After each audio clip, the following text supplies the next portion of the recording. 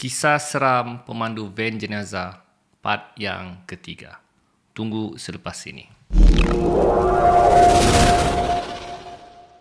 Assalamualaikum warahmatullahi wabarakatuh dan salam sejahtera. Selamat datang ke channel Ali Bosku. Baiklah, channel ini banyak menyediakan video-video yang menarik, jadi jangan lupa untuk subscribe dan tekan butang loceng untuk update video-video yang terbaru.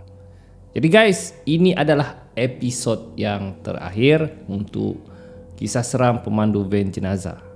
Dan cerita ini saya ambil daripada Kelab Cerita Hantu Malaysia yang dikongsikan oleh Linda TJ. Okey. Jadi terima kasih saudari Linda kerana kongsikan cerita kisah seram pemandu van jenazah ni. Okey. Jadi jangan buang masa lagi, kita dengar ceritanya. Kisahnya bermula apabila dua orang pemuda, iaitu Jamal dan Ahmad. Okey. Mereka ni baru saja menghantar seorang jenazah, okey, ke rumah, ya, rumah arwah itulah. Ya, jadi mereka hendak pulang semula ke hospital selepas menghantar jenazah tersebut. Jadi si Jamal dan si Ahmad ni mereka menghantar pada waktu malam lewat sudah. Jadi semasa menghantar jenazah tu tidak ada apa-apa yang berlaku lah. Semua normal seperti biasa. Namun ketika mereka hendak pulang semula ke hospital, ada sesuatu yang berlaku. Jadi ketika mereka memandu, yang memandu ni pertama si Ahmad. Jadi si Jamal ni duduk bersebelahnya lah, temankan. Dan ketika dalam perjalanan si Ahmad ni dia macam mengantuk. Dia macam memandu yang gitu kan, yang macam terhangguk-hangguk. Jadi si Jamal ni risau. "Mat, kau okey ke Mat?" dia cakap.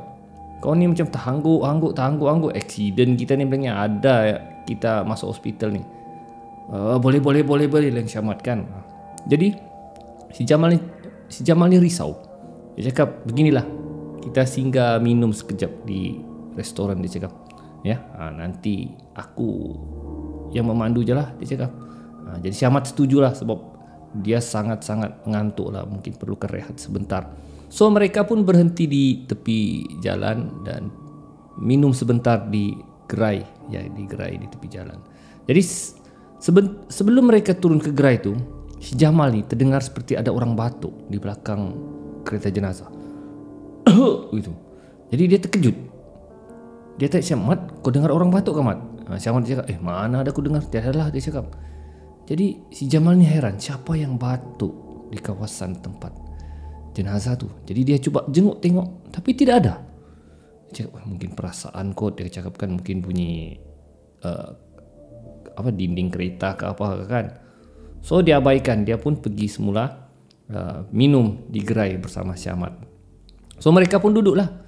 Tapi si Jamal ni masih macam confused. Dia cakap, "Macam ada aku dengar orang batuk tadi tapi Dan dia matanya sambil menjeling van jenazah tu lah. Dan ketika mereka asyik minum, si Jamal lihat van jenazah tu seperti digoyang. Dia cakap, macam bergoyang pula van jenazah tu. Dia nak bagi tahu Syamat, tapi dia takut Syamat ni cakap, kau kasih takut aku. Jadi dia diam sajalah. Si Jamal ni dia tengok je lah. Dia tengok, memang betul van jenazah tu bergoyang. Jadi dia cuba perhati betul-betul. Dia perhati betul ke bergoyang van jenazah ni. Dan bila dia lihat betul-betul, ya guys, memang van jenazah tu bergoyang. Jadi si Jamal yang kenapa van jenazah ni bergoyang? Kenapa aku saja yang nampak? Si Ahmad relax je ni kan. Jadi aku nak bagi tahu ke si Ahmad ni atau tidak? Jadi dia berfikir nak bagi tahu atau tidak? Nak bagi tahu atau tidak? Jadi oleh kerana dia takut nanti si Ahmad pula takut, jadi dia diamkan sajalah. So dia minum dan sambil memerhati van jenazah tu bergoyang. Jadi lebih kurang 20 minit selesai mereka minum, mereka pun kembali ke kereta jenazah dan mulakan perjalanan semula pulang ke hospital. Jadi kali ini si Jamal yang memandu, memandangkan si Ahmad sudah mengantuk. So mereka pun teruskan perjalanan. Jadi lebih kurang 10 minit begitu si Ahmad minta kebenarannya. "Mal, aku tidur dulu lah, aku mengantuk sangat nih." "Yalah, kau tidur lah." So si Ahmad pun tertidur. Jadi si Jamal lah yang memandu seorang. Jadi ketika dia memandu, ya, tiba-tiba telinga dia macam dicuit gitu. Jadi si Jamal yang dia tengok si Ahmad tidur. "Mat, kau ke Mat?" Tapi si Ahmad nyenyak tidur. Oh, perasaanku je kot. Lepas tu dia teruskan pemanduan. Bila dia teruskan pemanduan, bahunya lagi dicuit gitu. Dia tengoklah, Mat, kau kan Mat? Tapi si Ahmad nyenyak je tidur. Jadi dia confused, siapa cuit telinga aku, siapa cuit bahu aku. Sekali lagi telinga dia cuit. Dia cakap, Mat, kau kan Mat? Tapi si Ahmad tidur dengan nyenyak. Jadi dia cuba jenguk di kawasan belakang kereta jenazah tu. Dan bila dia lihat, tiada apa-apa, kosong. Jadi dia heran dah, siapa yang buat? Kalau ada jenazah tadi, logiklah dia cakap, ini tiada, siapa di belakang ni? Jadi dia teruskan, tapi dia macam sudah mulai risau. Tidak lama kemudian dia terdengar suara berdengus di sebelah telinga dia. Dia cakap, astagfirullahaladzim, dia cakap, suara siapa yang berdengus ni? Dia cuba perhati lagi, tidak ada guys. Dan tengok si Ahmad hanya diam. Kemudian dia tegur, jangan ganggu aku. Kalau kamu jangan ganggu aku hari ini, aku sedang buat kerja ni, tolong jangan ganggu aku. Dia cakap, dia tegur begitulah. Kemudian dia tengok si Ahmad masih tidur lagi. Dan dia, pemanduannya sudah hilang fokus. Dia sudah ketakutan, jantungnya sudah mulai berdebar. Dia dapat rasakan memang ada sesuatu yang berlaku. Tapi dia pelik, kenapa dia yang diganggu bukan si Ahmad? Dia pelik. Dan sepanjang pemanduannya tu, dia sering terdengar bunyi bunyi nafas orang. Telinga dia dicuit, bahu dia dicuit. Dan dia hanya dia fokus pemanduan dan kata orang ketakutan lah, bergegar sudah dia. Dia cuba bangunkan, Mat, bangun Mat. Tapi si Ahmad hanya tidur nyenyak, tidur mati, langsung tidak terbangun.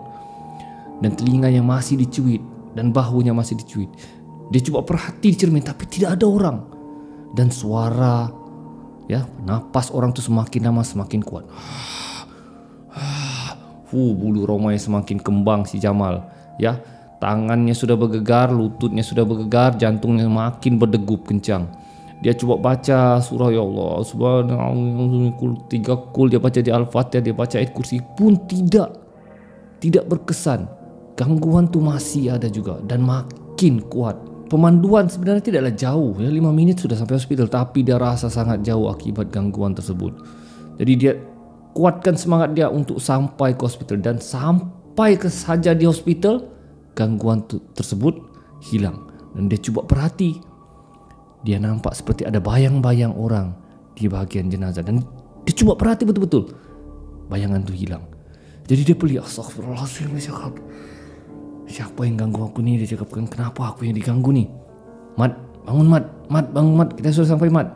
Si Ahmad pun bangun, dia bawa file tu dan terus menuju ke pejabat. Jadi si Jamal masih bingung, dia masih confused kenapa dia diganggu. Dan sebelum ni dia tidak pernah diganggu sedemikian. Dia duduk di kerusi, dia masih berfikir apa benda yang mengganggu dia tu. Tidak lama kemudian ada azan subuh. Allahu Akbar. So dia pun solat subuh. Dan ketika dia solat subuh di surau tu, dia bersendirian. Dan semasa dia solat subuh, dia dengar seperti ada orang ikut di belakangnya. Allahu Akbar. Allahu Akbar. Dia cakap macam cerita makmum lah pula. Dia cakap macam filem makmum lah pula. Tapi dia fokus dia sembahyang. Sampai beri salam, Assalamualaikum warahmatullahi wabarakatuh. Assalamualaikum warahmatullahi wabarakatuh. Dia perhati di belakang, tidak ada guys, tidak ada orang. Jadi dia, ya Allah, apa yang mengganggu aku ni dari kereta jenazah sampai sini? Dia makin ketakutan. Dan dia rasa dia nak balik rumah lah. Dia cakap mungkin gangguan ni ada sesuatu yang berlaku ni, tapi aku tidak tahu apa yang mengganggu aku. Tanpa membuang masa lagi, dia terus capai motorsikalnya dan terus balik ke rumah. Dan bila dia mau on motorsikalnya, guys, tiba-tiba di depannya ada satu sosok badan mayat seperti pocong. Astagfirullahaladzim. Astagfirullahaladzim. Dan sosok pocong tu betul-betul tidak berganjak, hanya melihat dia dan bernapas. Dan bila dia perhati muka pocong tu, dia kenal muka pocong tu. Astagfirullahaladzim, ni aku kenal ni. Jadi dia tidak jadi meneruskan perjalanan dan dia perhati betul-betul pocong tu dan terus lari masuk semula ke hospital dan pergi ke pejabat untuk cari si Ahmad. Mat, dia cakap. Mat, minta file tadi, Mat. Dan bila dia tengok file tu dan tengok siapa nama jenazah yang dihantar tu, dan bila dia tengok nama jenazah tu, rupa-rupanya guys, itu adalah kawan baiknya di sekolah, iaitu Muzir bin Ahmad. Ya, astagfirullahaladzim, rupa-rupanya jenazah yang kita hantar tadi itu adalah jenazah yang rakan baiknya. Rupa-rupanya guys, jenazah yang si Jamal hantar itu adalah rakan baiknya. Dan bila dia ingat kembali, itulah rakan rapatnya ketika dia di sekolah. Masa di sekolah dia ingat, dia selalu cuit telinga kawannya, dia selalu cuit bahu kawan dia dan selalu bermain bersama rakannya. Dan dia menyesal tidak lihat dahulu jenazah tu sebelum menghantar ke rumah arwah tersebut. Dan dia menangis terisak-isak, teringatkan kenangan bersama rakannya. Dan barulah dia tahu kenapa dia diganggu, dicuit telinga, dicuit bahu. Sebab mungkin roh rakannya tu ingin memberitahu yang bahwa itu adalah rakan baiknya. Dan mungkin itulah caranya untuk mengucapkan selamat tinggal kepada sahabatnya. Dan si Jamal berdoa, dia berdoa mudah-mudahan rakannya ditempatkan ke dalam syurga. Dan dia menangis terdesak-desak kerana sedih akan pemergian rakan baiknya. Jadi guys, setakat itu saja kisah seram pemandu band jenazah. So, setakat ini adalah episod terakhir. Jadi setakat itu saja. Mudah-mudahan 3 episod yang saya cerita ni dapat menghiburkan anda, ya, dapat menyeramkan diri anda. InsyaAllah kalau ada cerita-cerita yang berepisod lagi, saya akan kongsikan kepada anda. Teruskan sokongan anda kepada channel Ali Bosku. Kita akan jumpa lagi di video akan datang. Ali Bosku, Assalamualaikum.